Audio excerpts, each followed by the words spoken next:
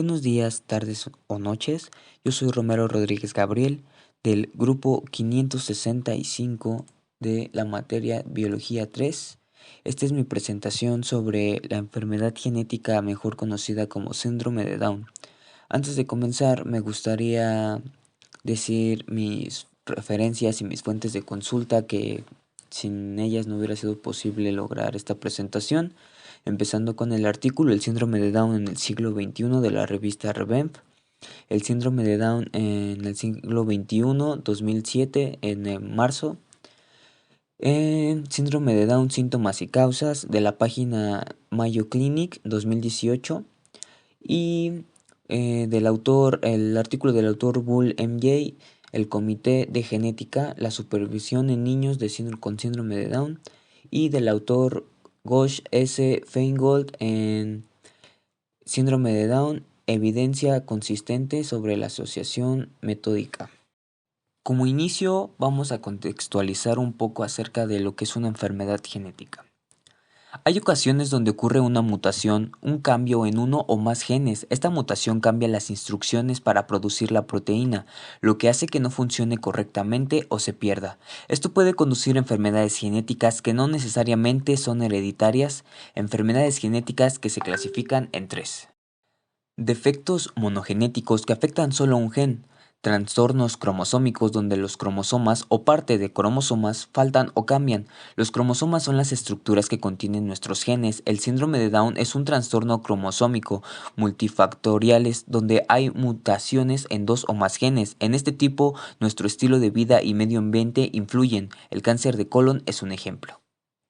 Ahora, para terminar de dar un poquito de contexto, pero ya específico sobre lo que conduce la investigación al síndrome de Down, tenemos en cuenta que en la actualidad es una de las enfermedades genéticas más conocidas y quizá una de las más investigadas, pues de acuerdo a datos arrojados por la Organización de las Naciones Unidas, ONU, la incidencia estimada del síndrome de Down a nivel mundial se sitúa entre 1 de cada 1,000 y 1 de cada 1,100 recién nacidos. Bueno, una vez contextualizado, creo que nos podemos ir de lleno sobre a qué es el síndrome de Down.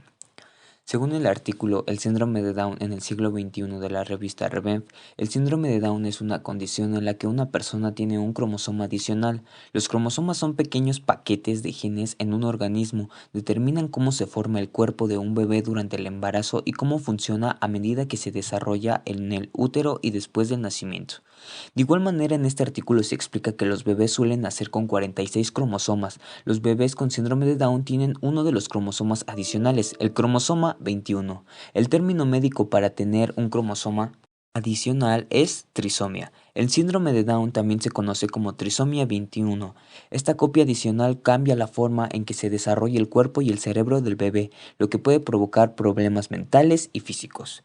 Aunque las personas con síndrome de Down pueden comportarse y parecer similares, cada una tiene habilidades diferentes. Las personas con síndrome de Down suelen tener un coeficiente intelectual, una medida de la inteligencia, entre bajo y moderadamente bajo, y hablan más lento que otras personas. Cuando se habla de enfermedades genéticas, gente poco conocedora de los temas suele relacionarlo automáticamente con la herencia genética, lo cual no es muy erróneo. Sin embargo, hay sus excepciones. Aquí la pregunta es, ¿el síndrome de Down es hereditario? Pues como bien se ha visto hasta este punto de la investigación, el síndrome de Down no es necesariamente una enfermedad que se transmita hereditariamente, sino por un error en el proceso de la división celular en las primeras etapas de desarrollo del feto. El sitio mayoclinic.org nos explica que el síndrome de Down por traslación se puede transmitir de padres a hijos. Sin embargo, solamente alrededor del 3 a 4% de los niños con síndrome de Down tienen translocación y solo algunos de ellos lo heredaron de uno de sus padres. En esta misma fuente destaca lo siguiente. Cuando se hereda translocaciones equilibradas, la madre o el padre tienen parte del material genético del cromosoma 21 reordenado en otro cromosoma, pero no tiene material genético adicional. Esto quiere decir que no tiene signos ni síntomas de síndrome Down, pero puede pasar la translocación equilibrada a sus hijos y provocar que tenga síndrome de Down. Esto nos abre la incógnita de saber, entonces, cuáles son las causas o motivos que provocan que un organismo desarrolle esta extraña enfermedad, incógnita que aclararemos más adelante. En la diapositiva anterior, para aclarar el tema sobre la herencia del síndrome de Down, hablamos sobre la translocación, que sí, podemos decir que hay distintas formas del síndrome de Down. Tenemos la trisomía 21.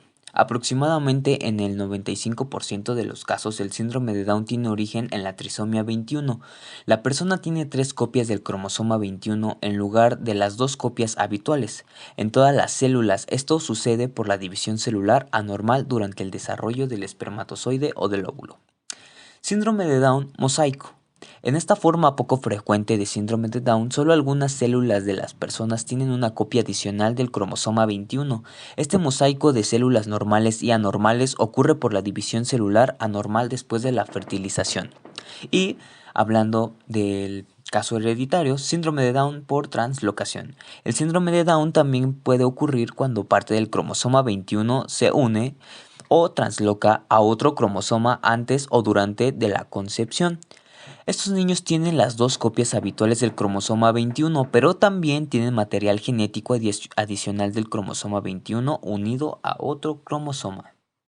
Bien, ahora sí hablemos de las causas o las circunstancias en las que, si bien no están obligadas estas a cumplir con la regla de que se pueda tener un hijo con síndrome de Down, sí pueden ser situaciones vulnerables a que suceda.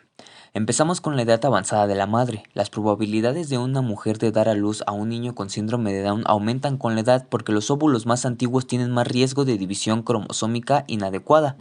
El riesgo de una mujer de concebir un hijo con síndrome de Down aumenta después de los 35 años. Sin embargo, la mayoría de los niños con síndrome de Down nacen de mujeres menores de 35 años, porque las mujeres más jóvenes tienen muchos más hijos. Ser portadores de la translocación genética para el síndrome de Down. Tanto hombres como mujeres pueden transmitir la translocación genética para el síndrome de Down a sus hijos. Y haber tenido un hijo con síndrome de Down. Los padres que tienen un hijo con síndrome de Down y los que tienen una translocación tienen un mayor riesgo de tener otro hijo con este trastorno. Un asesor en genética puede ayudar a los padres a comprender el riesgo de tener otro hijo con síndrome de Down. Ahora hablemos de los rasgos típicos y problemas adicionales que se pueden tener al tener este síndrome. Muchas personas con síndrome de Down tienen los rasgos faciales típicos y ningún otro defecto de nacimiento mayor. Sin embargo, otras pueden tener uno o más defectos de nacimiento mayores u otros problemas médicos. Algunos de los problemas de salud más comunes entre los niños con síndrome de Down se los enumeraré a continuación. Pérdida auditiva, apnea del sueño obstructiva, que es una afección en la que la persona deja de respirar temporalmente mientras duerme, infecciones de oído, enfermedades de los ojos como cataratas y problemas de los ojos que requieren anteojos y defectos cardíacos. Estos por mencionar algunos entre los más comunes. Entre otros menos comunes podemos encontrar obstrucciones intestinales desde el nacimiento que requieren cirugía, dislocación de la cadera, enfermedad tiroidea, etc. A pesar de todas estas complicaciones, el sitio Síndrome de Down CDC del año 2016 nos explica: la expectativa de vida ha aumentado dramáticamente para las personas con síndrome de Down. En la actualidad, una persona con síndrome de Down puede esperar vivir más de 60 años dependiendo de la gravedad de sus problemas de salud. A continuación, hablemos del diagnóstico y prevención. Hay 2 tipos básicos de pruebas que se utilizan para detectar el síndrome de Down durante el embarazo. Las pruebas de detección son un tipo y las pruebas de diagnóstico son otro. Las pruebas de detección pueden decirle a una mujer y a su proveedor de atención médica si un embarazo tiene un riesgo menor o mayor de síndrome de Down. Por lo tanto, las pruebas de detección son útiles para decir si se necesitan pruebas de diagnóstico. Las pruebas de detección no pueden proporcionar un diagnóstico absoluto, pero son más seguras para la madre y el bebé. Las pruebas de diagnóstico a menudo pueden detectar si un bebé tiene síndrome de Down, pero pueden poner a la madre y al bebé en mayor riesgo. Ni las pruebas de detección ni las pruebas de diagnóstico pueden predecir el impacto total de síndrome de Down en un bebé. Nadie puede predecir esto. Ahora tomaremos una conclusión de estudiante, que es lo que yo soy, un estudiante de bachillerato. No es una conclusión profesional, pero es una conclusión sobre mi investigación. En especial me gustaría resaltar que durante la investigación noté de manera muy marcada que el organismo del ser humano maneja un patrón exacto para funcionar, que por más pequeño que sea el cambio, como lo es en este caso un cromosoma de más, genera alteraciones en el organismo extremadamente diferentes. Y creo que acerca de las enfermedades genéticas deberíamos estar muy informados, no solo del síndrome que se desarrolla en esta investigación, sino de todas las que comparten alteraciones genéticas en el humano, pues podríamos evitar que por medio de la herencia se genere una cadena de enfermedades que, aunque no necesariamente son malas, pues como vimos en esta investigación o como se sabe del enanismo, por ejemplo, se puede lograr que lleven una vida igual al resto de personas, de eso no cabe duda. Sin embargo, progenitores desinformados pudieran tener conflictos con este tipo de enfermedades en cuanto a cuidados y tratos necesarios, retomando que es muy importante que las personas deban saber acerca de cómo funcionan las enfermedades genéticas y cómo deben de ser tratadas. Sin más, esto sería todo por mi parte y hasta luego.